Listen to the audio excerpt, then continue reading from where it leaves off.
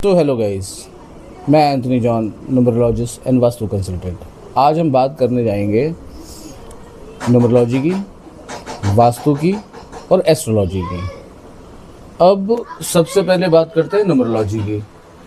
Numerology जो है वो हमें ऐसे मैं आपको बता सकता हूँ कि न्यूमरोलॉजी हमारे जीवन के पैदाइश से लेकर के हमारे जीवन के मरण तक न्यूमरोलॉजी चलती है। ठीक है। वास्तु जो होता है वो वास्तु होता है जहाँ पे आप वास करते हो, उस जगह का वास्तु ठीक करना बहुत ज़रूरी होता है, उसे कहते हैं वास्तु। और एस्ट्रोलॉजी कहते हैं जो हम ग्रहों को देखते हैं, जो ग्रहों का डायरेक्शन होता है उसके हिसाब से कौन सी कुंडली में कौन से ग्रह बैठे उसको बोलते हैं हम एस्ट्रोलॉजी। ठीक है। तो ये तीन अलग अलग डिपार्टमेंट हो गई। अब इसमें सबसे पहले मैं बात करूँगा न्यूमरोलॉजी की। तो न्यूमरोलॉजी क्या है? न्यूमरोलॉजी के अंदर अगर हम बात करें तो सपोज़ कीजिए आप किसी घर पे रहते हैं, उसका एक नंबर होगा। ठीक है। ABCD 1 2 3 4 5। ABCD को कैसे काउंट करेंगे हम? 1 से लेकर 26 तक में जो भी अल्फ़ाबेट पे आएगा। ठीक है। उसके बाद वो नंबर हो गए। सारे नंबर को जोड़ के जो नंबर इक्वली इकट्ठा होगा, मतलब टोटल जो होगा, उसको हम बोलेंगे न्यूमरोलॉजी, मतलब जिस घर में आप रहते हैं। अब आप किसी घर में रहते हैं, आपके पास कोई गाड़ी है जिसका नंबर टोटल करने पर एक नंबर निकल के आएगा, एक डिजिट निकल करके आएगा, उसको बोलते हैं न्यूमरोलॉजी। जिस दिन आप पैदा हुए थे वो डेट, वो टाइम, वो सेकंड, उन सबको कैलकुलेट करोगे तो एक नंबर निकल के आता है। मतलब डेट और टाइम नहीं बोल सकते, सिर्फ डेट, मंथ और ईयर, इससे निकल के आता है न्यूमरोलॉजी। आप किसको रूल करते हैं? 9 प्लैनेट्स हैं, 9 प्लैनेट्स के अलग अलग नंबर्स हैं, 1 से लेकर 9 तक नंबर्स हैं, उन सब के अपने अपने कार्य हैं, तो इसे कहते हैं न्यूमरोलॉजी। न्यूमरोलॉजी के अंदर और भी बहुत सारी चीज़ें आती हैं। आप किस ऑफिस में काम करते हो, आपके ऑफिस का नंबर आपके साथ मैच करता है नहीं करता, आपका नेम नंबर आपके साथ मैच करता है कि नहीं करता है, तो इस तरीके से न्यूमरोलॉजी काम करती है। मैं आगे आपको बता दूंगा इसके बारे में। अब आते हैं हम वास्तु पे। वास्तु जो होता है जहाँ पे हम वास करते हैं, ठीक है, उसे कहते हैं वास्तु। अब एक वास्तु पुरुष थे जिनको एक आशीर्वाद मिला हुआ है कि आप जो भी वास्तु पुरुष के अकॉर्डिंगली घर बनाएगा उसको सफलता, सिद्धि और सुख शांति समृद्धि मिलेगी। जो उसके अकॉर्डिंगली बनाएगा, मतलब उसके अकॉर्डिंगली नहीं बनाएगा, उसको दुख, तकलीफ, परेशानी मिलेगी। तो ये हो गया वास्तु। अब जो वास्तु पुरुष का डायरेक्शन है, उस डायरेक्शन पे अगर आप अपना घर बनाते हो उसके अकॉर्डिंगली, तो आपको सुख शांति समृद्धि मिलेगी। अगर आप उसके जगह अपोजिट कुछ गलत बनाते हो, कुछ गलत करते हो, तो आपको होगा नुकसान। तो इसको कहते हैं वास्तु। इसलिए लोग जाते हैं और अपना वास्तु घर का वास्तु करवा करके अपने घर को सुख शांति में बदल देते हैं। अब आता है न्यूमरोलॉजी। अब जिस दिन आप पैदा हुए, न्यूमरोलॉजी नहीं, सॉरी, अब आता है एस्ट्रोलॉजी। एस्ट्रोलॉजी के अंदर क्या होता है? जो आप एस्ट्रल ट्रैवल, उसे कहते हैं एस्ट्रोलॉजर।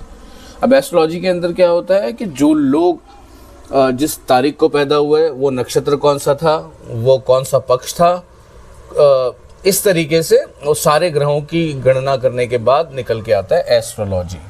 एस्ट्रोलॉजी बहुत डीपली है, उस पर बहुत बारीकी से देखा जाता है, उसमें पर सेकंड की बात की जाती है। अगर सपोज करें पर सेकंड, मैं इसलिए बोल रहा हूँ बिकॉज अगर कोई बच्चा है, जुड़वा पैदा हुआ है, कोई 1 सेकंड बाद पैदा हुआ, कोई 1 सेकंड पहले पैदा हुआ, एक की लाइफ बहुत अच्छी होगी और दूसरे की लाइफ वर्स्ट भी हो सकती है, ज़रूरी नहीं, लेकिन एक जैसी लाइफ दोनों की नहीं होगी, इस बात की गारंटी है।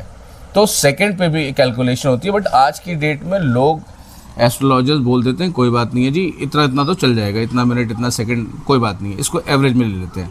बट अगर एस्ट्रोलॉजी की बात करें तो बहुत ज़्यादा सटीक भविष्यवाणी देते हैं। आप देखेंगे तो आज US के नासा ने अगर हमें बोल दिया है कि जी पृथ्वी से चंद्रमा की दूरी इतनी है और पृथ्वी से सूर्य की दूरी इतनी है, बट हमारे जो ऋषि मुनि थे उन्होंने करोड़ों साल पहले ही बता दिया था कि इसकी चंद्रमा की दूरी कितनी है और सूर्य की दूरी कितनी है।